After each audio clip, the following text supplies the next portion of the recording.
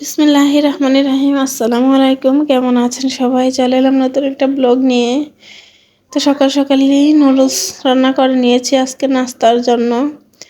তো যখনই কিছু করতে ভালো লাগে না তখনই নুডলসটা রান্না করে নেই। তো নুডলস রান্না করা শেষ, এখন চলে আসছি রান্না করে। আজকে অনেকগুলো গরুর দুধ কিনা হয়েছিল।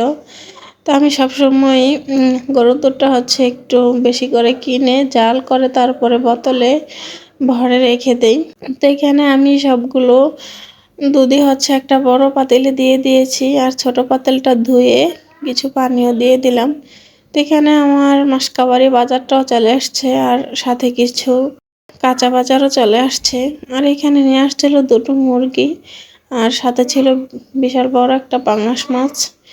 তো এগুলি তো বাচ্চাদের পছন্দের খাবার। ওরা আসলে কাঁটাযুক্ত মাছ বেশি একটা পছন্দ করে না, আর মুরগিটা তো ওদের ভীষণ পছন্দ। ওরা আসলে গরুর মাংস থেকেও বেশি মুরগির মাংসটা পছন্দ করে। গরুর মাংসটা বেশি একটা ভালো মনে করে না, কিন্তু মুরগির মাংসটা খুব পছন্দ করে খায়। তো এখানে কাঁচা সবজিগুলো নিয়ে আসছিল, আর কিছু কচুরমুখী নিয়ে আসছিল চিংড়ি মাছ দিয়ে খাওয়ার জন্য। তো এই তো দুধটা জাল করা হয়ে গেছে। আমি কিছুক্ষণ এটাকে জাল করে তারপর ঠান্ডা করে তারপরে বোতলে ভরে তারপরে ডিপ ফ্রিজে রেখে দিব। তো এখানে গতকালকে কিছু মাছ নিয়ে আসছিল, তো সন্ধ্যা হয়ে যাওয়ার কারণে আর এগুলো কাটিনি। তো এগুলো নামিয়ে নিলাম, একটু পরিষ্কার করে রাখবো। তো দুধগুলো আমি সংরক্ষণ করে রেখে দিয়েছি, আর এখানে কিছুটা দুধ রেখেছিলাম, এটা দিয়ে দই করব। তো এটা করব একদম লাল কালারের দই।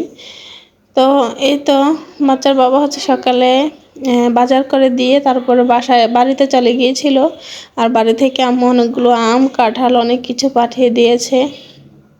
গাছের আম এই প্রথমবার খাচ্ছি।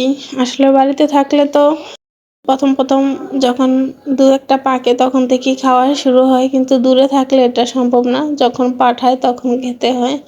এর মধ্যে কাঁঠাল খাওয়া হয়েছে আর আমও খাওয়া হয়েছে, কিন্তু ওই সময় পাকেনি। ছোট ছোট কয়েকটা পেকেছিল, এগুলোই খেয়েছি। আর প্রথম প্রথম পাকলে কিন্তু তত একটা ভালো লাগে না। আর এখানে ছোট আমগুলি বেশি পেকেছে, আর বড় আমগুলো কাঁচা দিয়ে দিয়েছে। আমি কাঁচা খেতে চেয়েছিলাম, তো সেজন্য কাঁচা কিছু আম দিয়ে দিয়েছিল। আর এই তো পাকা আম। এই আমগুলো এত মিষ্টি আর এত মজা।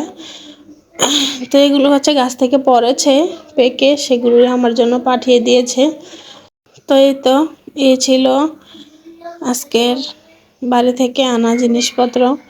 তো যখনই বাড়িতে যাই তখন আম্মু সব কিছু দিয়ে দেয়। তো আমি যে আমগুলো ফাটা ছিল ওইগুলো কেটে নিয়েছি খাওয়ার জন্য, আর সবাইকেও দিয়ে দিয়েছি।